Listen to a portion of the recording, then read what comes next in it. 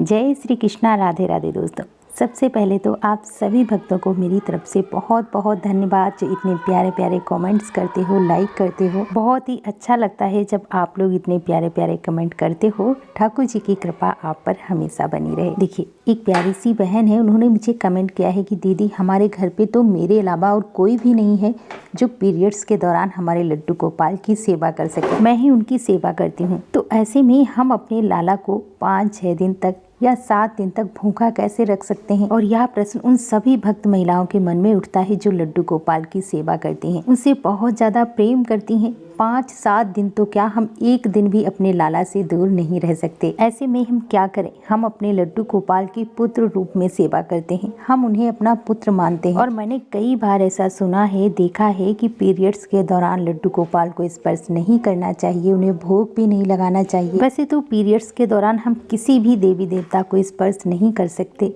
लेकिन अगर हम अपने लाला को अपने घर में विराजित करते हैं और पुत्र भाव से अपने लड्डू गोपाल की सेवा पूजा करते हैं, तो क्या हम अपने लड्डू गोपाल की पीरियड्स के दौरान सेवा पूजा कर सकते हैं। देखिए, हमें अपने लाला से, अपने पुत्र से लाड लड़ाने के लिए, उनसे प्यार करने के लिए हमें किसी तीसरे की सहमति की जरूरत नहीं है, क्योंकि बस मन में यही भाव रखिए कि वो मेरे लाला हैं और मैं उनकी मैया। इससे बड़ा भाव नहीं हो सकता। अपने बच्चे, अपने पुत्र की सेवा के लिए किसी की आज्ञा की जरूरत नहीं। बस एक बात अच्छे से समझ लो कि मेरा पुत्र, मेरा बच्चा लड्डू गोपाल। देखिए, सबसे बड़ी बात तो यह है कि हम लोग अपने भाव में नहीं टिकते। आपने जिस भाव से अपने कान्हा के साथ रिश्ता जोड़ा है, मरते दम तक आप उसी रिश्ते को निभाएं, उसी रिश्ते में बंधे रहिए। नहीं आज हमने पुत्र का रिश्ता बना लिया, कल भाई का, परसों भगवान का, ये नहीं करना है। बस अपने अंदर ये भाव बिठा लो, हम और हमारे लाला। उन्हें सुंदर स्नान कराओ, भोग लगाओ, अपने बच्चे की तरह उनसे लाड लड़ाओ, उनसे बातें करो, उनके पास बैठो कुछ देर के लिए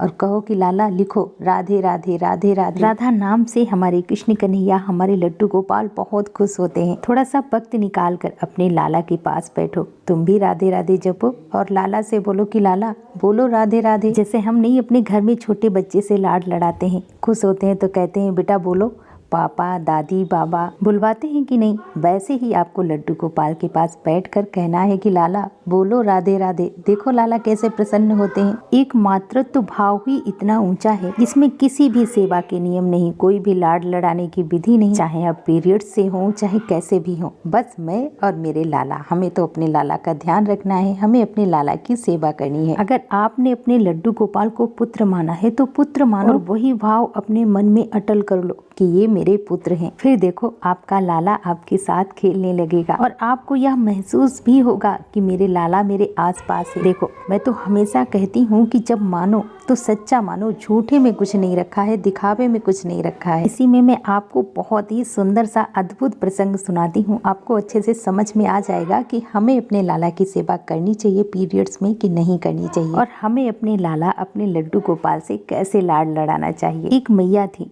वो बड़े प्रेम से अपने लड्डू गोपाल की सेवा करती, जहाँ भी जाती हर पल हर क्षण अपने साथ रखती। लड्डू गोपाल में उनके प्राण बसते थे, वो हर समय अपने सीने से अपने लाला को लगाए रहती थी। इतना प्यार करती थी अपने लड्डू गोपाल से जैसे हम लोग नहीं छोटे बच्चे का ध्यान रखते हैं, कहीं जाते हैं बोतल में दूध भर के ले जाते हैं या फिर खाने के लिए टॉफी कुरकुरे चिप्स वगैरह अपने बच्चों के लिए लेकर जाते हैं, वैसे ही वो मैया अगर कहीं भी जाती तो वो हमेशा अपने पास एक थैला रखती और उस थैले में अपने लड्डू गोपाल के लिए एक बोतल में दूध, टॉफी, चिप्स, एक बोतल में पानी, सारा सामान उसी थैले में रखती थी और एक हाथ में अपने सीने से लगाए अपने लड्डू गोपाल जी थोड़ी दूर परिक्रमा करती और फिर बैठ जाती और बैठकर अपने लड्डू गोपाल को कहीं दूध पिलाती, उन्हें पानी पिलाती कि चलो मेरा छोटा बच्चा है ना, लड्डू गोपाल है तो प्यास लगी होगी, या फिर टॉफी खिला दी, दूध पिला दिया और फिर उठकर चल देती। फिर थोड़ी देर बाद बैठती और फिर से अपने लड्डू गोपाल को कुछ ना कुछ खिलाती। लड्डू गोपाल उनके साथ खेलने लगते थे, अनंत लीलाएं करते थे। उन मैया को बहुत सारी लीलाओं का अनुभव होता था। देखिए,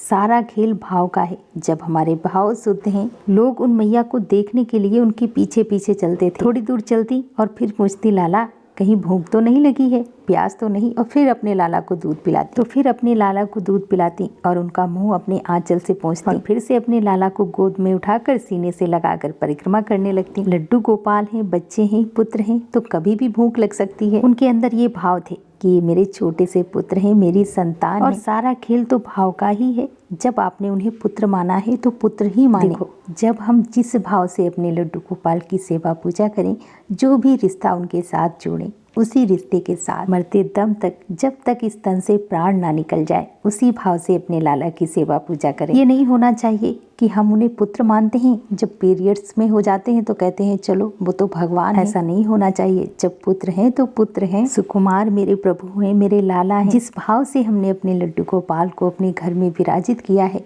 अंतिम सांस तक उसी भाव में डटे रहें। देखिए, हम उन्हें क्या दे सकते हैं? हमारे लड्डू गोपाल, हमारे लाला तो अनंत ब्रह्मांड के मालिक हैं। भगवान तो सारी सृष्टि को चलाते हैं। हम भला उन्हें क्या दे सकते हैं? क्या उन्हें खिलाना, क्या पिलाना, या फिर पीरियड्स में है तो वो तो भगवान है, उन्हें क्या भोग लगाना? तो फिर आपके भाव नहीं बन पाएंगे, आप उनसे प्रेम नहीं कर पाएंगे। और जब ये भाव आ जाएंगे तो आपके लाला आपको मैया के रूप में स्वीकार करेंगे। अपने अंदर हर पल हर क्षण ये भाव रखिए, ये मेरा छोटा सा बच्चा है, मेरे बिना सोएगा नहीं, मेरे बिना खाएगा नहीं, मेरे बिना मेरा लाला एक पल रह नहीं सकता। जिस दिन ये भाव आपके अंदर आ जाएगा, उस दिन आप पाप पुण्य से ऊपर उठ जाएंगे। और जिस दिन ये भाव आपके अंदर आ जाएंगे, उसी दिन समझ लेना कि आपने भगवान को पा लिया। आपके लड्डू गोपाल ने आपको मैया के रूप में स्वीकार कर लिया। दोस्तों, भगवान श्री कृष्ण स्वयं कहते हैं कि मैं भक्तों के अधीन हूँ। मेरे भक्त मुझे जैसे रखेंगे, जिस भाव से मुझे भजेंगे, मैं उसी तरह से उनके साथ रह लूंगा। देखिए, माता सबरी भगवान श्री राम के लिए प्रतिदिन जंगलों में जाकर और गीत गाते हुए, भजन गुनगुनाते हुए सुंदर सुंदर मीठे मीठे फल, मीठे मीठे बेर बीन कर लाती। और जब वह बेर को लेकर आती, उन्हें साफ करके धुलकर एक टोकरी में रखती और हर बेर को चख कर देखती। और चखने के बाद जो बेर सबसे मीठा होता था, उस बेर को प्रभु श्री राम के लिए अलग रख देती थी और खट्टे बेर अलग निकाल कर फेंक देती थी। उनके यह भाव नहीं थे कि मेरे राम जी मेरे जूठे बेर खाएंगे। उनके मन में सिर्फ यह भाव थे कि जब मेरे प्रभु श्री राम आएंगे तो कहीं गलती से, कहीं धोखे से उनके मुंह में खट्टा बेर न चला जाए। तो दोस्तों, ये भक्त और भगवान के बीच का प्यार है, दूसरी किसी भी चीज की नहीं है जो भक्त और भगवान के प्रेम के बीच में प्रवेश कर जाए। इसीलिए हम अपने ठाकुर जी को समझते हैं और ठाकुर जी अपने भक्त को समझते हैं। और जब एक दिन प्रभु श्री राम सबरी मैया की कुटिया में आए तो सबरी मैया बहुत खुश हो गई कि मेरे प्रभु श्री राम आए हैं तो मेरे लिए यही आपके लिए सेवा है। जब सबरी माता उन जूठे बेरों को लेकर प्रभु श्री राम के पास गई और जैसे ही लक्ष्मण जी ने देखा, उन्हें बड़ा आश्चर्य हुआ। तो लक्ष्मण सोचने लगे कि ये तो श्री हरि के अवतार हैं, प्रभु श्री राम हैं, दशरथ नंदन हैं, जगत के पालनहार हैं,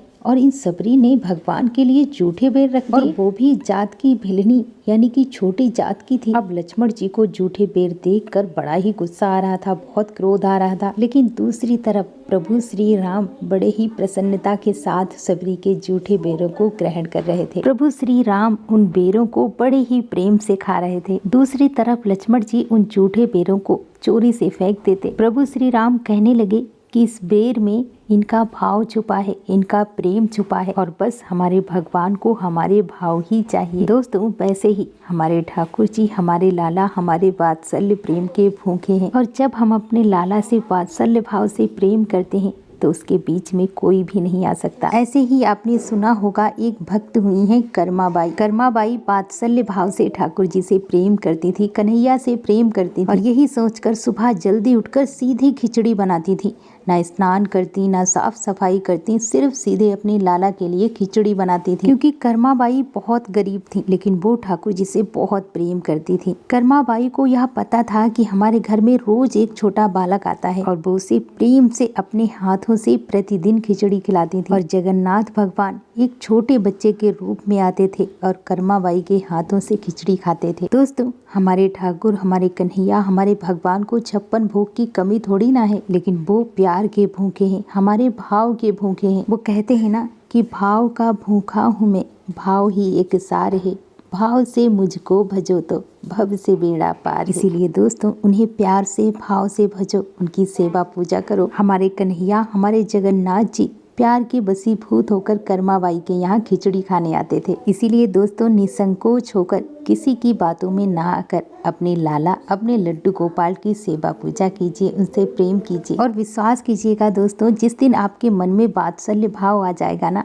आपका लाला आपको मैया कहकर पुकारेगा। आपको यह महसूस होगा कि मेरे छोटे से लाला मेरे आसपास हैं और आपके लड्डू गोपाल, आपके कान्हा आपके साथ अनंत लीलाएं करेंगे, आपको स्वप्न में दर्शन भी देंगे। और इसीलिए दोस्तों मैं हमेशा कहती हूँ कि अपने लड्डू गोपाल की सेवा पूजा कीजिए, उनसे प्रेम कीजिए, उन पर पूर्ण विश्वास कीजिए और ज़्यादा से ज़्यादा नाम जाप कीजिए। दोस्तों यदि आप भी लड्डू गोपाल की सेवा पूजा करते हो, आपके घर में ठाकुर जी विराजित हैं, तो कमेंट बॉक्स में जय श्री राधे जरूर लिखें और मेरे साथ एक बार प्रेम से बोलो लड्डू गोपाल की जय, कृष्ण कन्हैया की जय, जय जय श्री राधे।